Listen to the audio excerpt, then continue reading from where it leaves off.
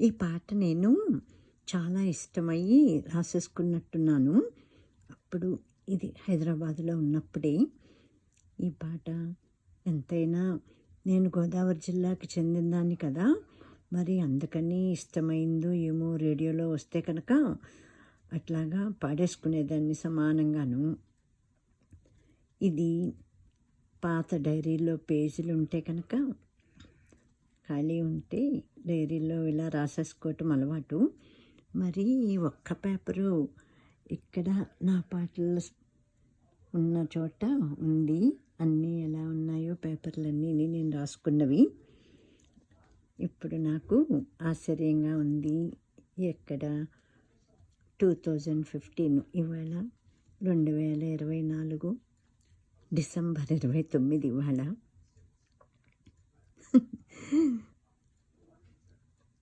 చిత్రంగా ఉంది. ఇవన్నీ ఇప్పుడు వెతుక్కుంటుంటే వస్తున్నాయి. అందుకని పాడుకుని నేను పెట్టేసుకుందామని తీశాను, నా ఛానల్లో పెట్టుకుందామని. అప్పుడు ఎంత ఓపికగా అన్నీ రాసుకున్నాను అనిపిస్తుంది. ముందు రేడియోలో వస్తే ముందు రఫ్గా రాసుకోవటం, గబగబాను.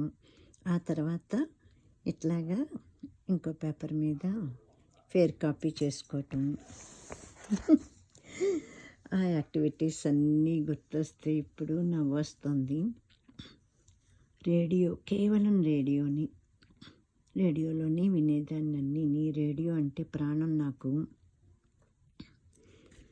ఇప్పుడు అసలు వస్తుందో రాదో గొంతు, అప్పుడైతే చక్కగా ఉండేది. చూద్దాం. వేదంలా ఘోషించే గోదావరి, అమరధామంలా శోభిల్లే రాజమహేంద్రి. వేదంలా ఘోషించే గోదావరి, అమరధామంలా శోభిల్లే రాజమహేంద్రి. శతాబ్దాల చరిత గల సుందర నగరం, శతాబ్దాల చరిత గల సుందర నగరం, గత వైభవ దీప్తులతో కమ్మని కావ్యం. వేదంలా ఘోషించే గోదావరి, అమరధామంలా శోభిల్లే రాజమహేంద్రి.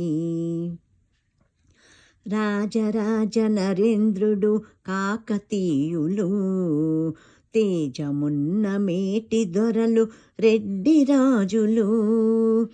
రాజరాజ నరేంద్రుడు కాకతీయులు, తేజమున్న మేటి దొరలు రెడ్డి రాజులు. గజపతులు నరపతులు ఏలిన ఊరు, ఆ కథలెన్నో నినదించే గౌతమి హోరు.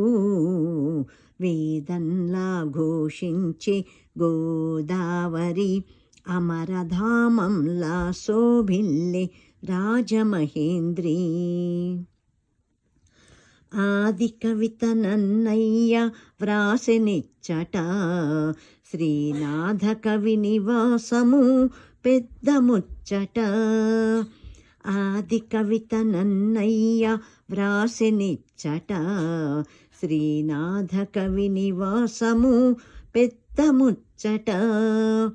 కవి సార్వభౌములకిది ఆలవాలము, కవి సార్వభౌములకిది ఆలవాలము. నవ కవితలు వికసించే నందనవనము. వేదంలా ఘోషించే గోదావరి, అమరధామంలా శోభిల్లే రాజమహేంద్రి. దిట్టమైన శిల్పాల దేవళాలు, కట్టు కథల చిత్రాంగి కనకమేడలు. దిట్టమైన శిల్పాల దేవళాలు, కట్టు కథల చిత్రాంగి కనకమేడలు.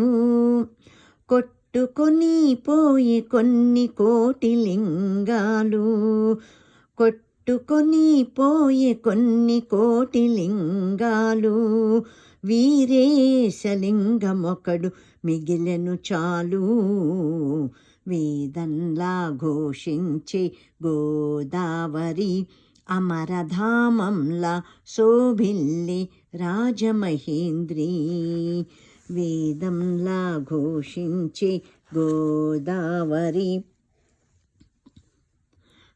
వేదంలా ఘోషించే గోదావరి అమరధామంలా శోభిల్లే రాజమహేంద్రి.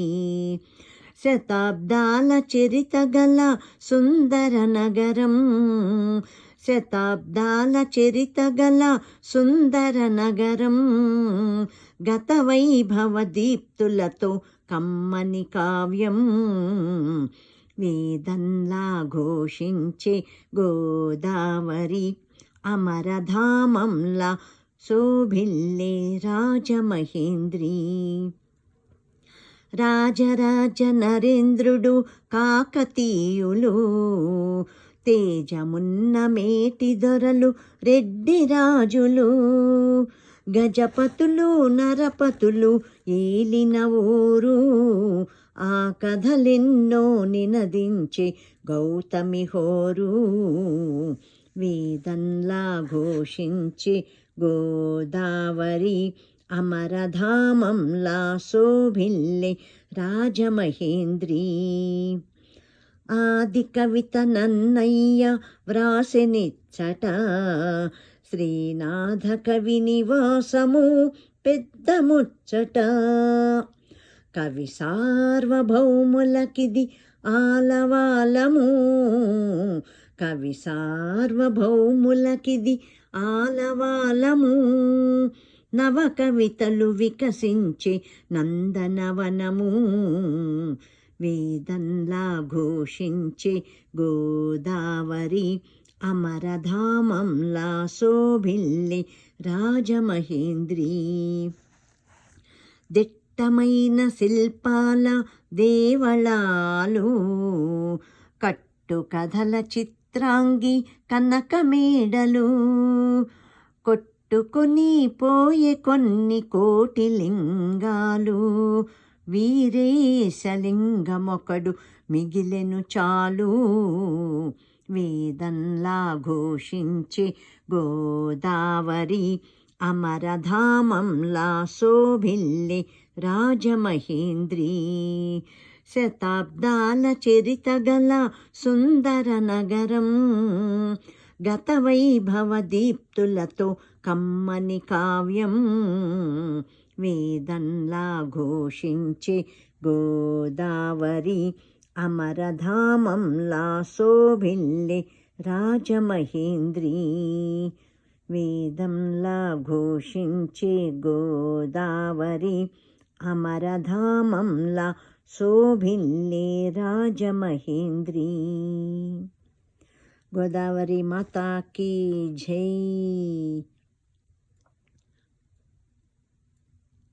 ఈ పాట బాగానే పాడుకున్నాను, బాగానే వచ్చింది గొంతని, సంతోషంగా ఉంది నాకే.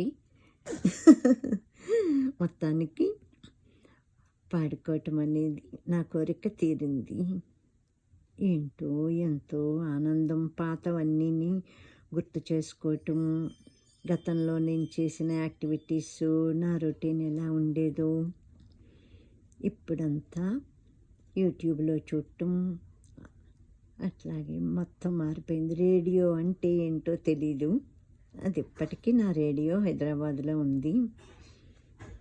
ఒక్కొక్కసారి వెళ్ళిపోవాలని అనిపిస్తుంది హైదరాబాద్కి. అంతే కదా, ఎవరికైనా కూడా గత జ్ఞాపకాలు మంచివైతే కనుక అన్నీ చాలా బాగా అనిపిస్తుంది. ఎవరి కంట్రీ వాళ్ళది, ఎవరి ఊరు వాళ్ళది ఉండాలని అనిపిస్తుంది. కానీ తప్పని పరిస్థితుల్లో ఈ అమెరికాలో ఇంకా కొడుకు దగ్గర సెటిల్ అయిపోయి సంతోషంగా ఉండగలుగుతున్నాము. అదే చాలు. భగవంతుడికి శతకోటి ధన్యవాద నమస్కారాలు చెప్పుకుంటూ జీవించేస్తున్నాము మేమిద్దరమును.